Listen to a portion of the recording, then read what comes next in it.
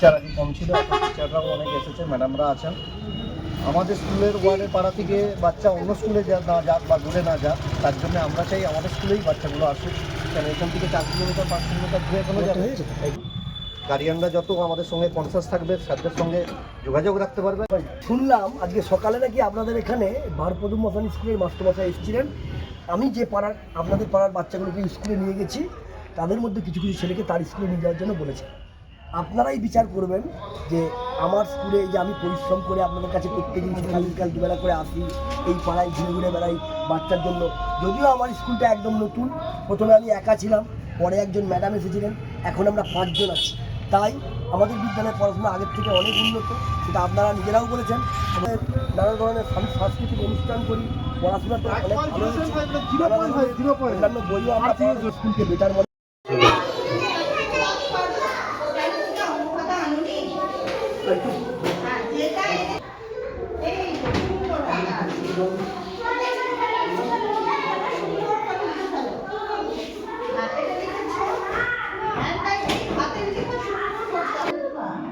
ওর এই হারমোনিয়াম আছে, ম্যাডাম গান শেখায় বাচ্চাদেরকে, শনিবার পালন করে।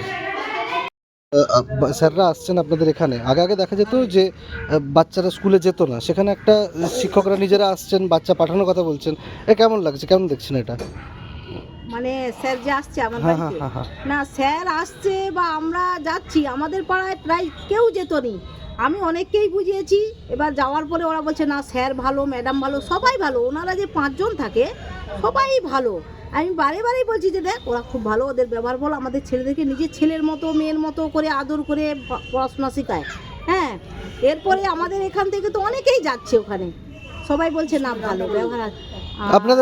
আপনাদের বাচ্চারা কোন স্কুলে পড়ে? আমার মেয়ে তো ওখানে পড়তো, এই বছর ওই রত্নালিতে ভর্তি করছি। এই যে বিভিন্ন স্কুলের স্যাররা আসছেন, আপনারা কি ঠিক করছেন কার স্কুলে পাঠাবেন? আমরা ওই শুভদীপ স্যার, ওই রামপ্রসাদে, পরমেশ্বর রামপ্রসাদে পাঠাবো। আপনার নাম? আমার নাম সাহামা খাতুন। আপনার এই স্কুলের নাম কি আর আপনি কি পোস্টে রয়েছেন? আমার স্কুলের নাম প্রথম বসান ক্ষুদিরাম প্রাথমিক বিদ্যালয়, আমি এখানকার প্রধান শিক্ষিকা।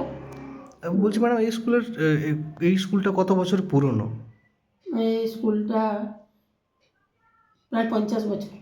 এখন স্টুডেন্ট সংখ্যা কত? এখন স্টুডেন্টের সংখ্যা 8 জন। 8 জন।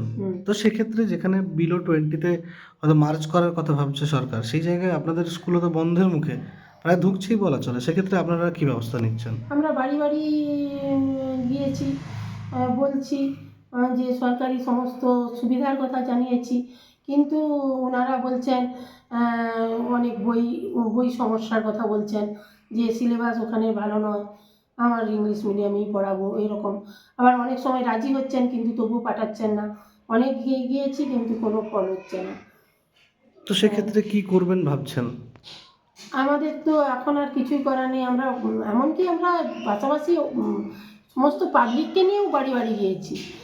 ওই এখানে সামনে একজন আছেন, উনিও বলবেন যে উনিও গেছিলেন আমাদের সঙ্গে সঙ্গে, কিন্তু আমরা কোনো পাইনি। ডোর টু ডোর ক্যাম্পেনিং করেছি অনেকভাবে, কিন্তু কোনোভাবেই কেন হচ্ছে না। কাছাকাছি কাকে জানিয়েছিলেন যে স্টুডেন্ট সংখ্যা নেই? ডিআইকে জানিয়েছেন? কাউন্সিলরকে জানিয়েছি। হ্যাঁ, এসআই ডিআই এরা তো সব স্কুলের খবরটা জানেনি। আর কাউন্সিলরকে নিয়েছি, কাউন্সিলরও 2-3 বার মিটিংও করেছেন। কাউন্সিলরেরও উদ্যোগ যথেষ্ট ছিল, অনেক সাপোর্ট করেছেন উনি, কিন্তু আমাদের এখন কি মনে করছেন স্কুল বাঁচাতে পারবেন? চেষ্টা তো করছি, কি হয় তবুও চেষ্টা করছি, এখনও আমি চালিয়ে যাচ্ছি চেষ্টা। কি পদে রয়েছে? আমার নাম শুভদীপ শাহ, আমি এই প্রদুম মশান রত্নেশ্বর রামপ্রসাদ প্রাথমিক বিদ্যালয় 10 নম্বর ওয়ার্ড, এই বিদ্যালয়ের আমি প্রধান শিক্ষক। স্যার, একটা জিনিস দেখা যাচ্ছে যে বিভিন্ন স্কুলের শিক্ষক আপনারা একই স্টুডেন্টের বাড়িতে পৌঁছে যাচ্ছেন, সেক্ষেত্রে স্কুল বাঁচানোর কোনো দেখতে পাচ্ছি? বিষয়টা হচ্ছে যারা যাচ্ছে তারা তাদের নিজেদের স্কুলের স্বার্থে, স্কুলের প্রভূত উন্নতি কল্পের জন্যই যাচ্ছে। এবারে অভিভাবকরা কোথায় পাঠাবেন কোথায় না পাঠাবেন সেটা তাদের উপর নির্ভর করে। তবে আপনি দেখেছেন যে আমরা যেভাবে যাচ্ছি তাতে আমার বিদ্যালয়ে অনেক অভিভাবক আগের থেকে অনেক সচেতন হয়েছেন, আমার বিদ্যালয়ে পাঠাচ্ছেন। পার্শ্ববর্তী হারাধন প্রাইমারি স্কুল আছে, ওখানেও যাচ্ছে।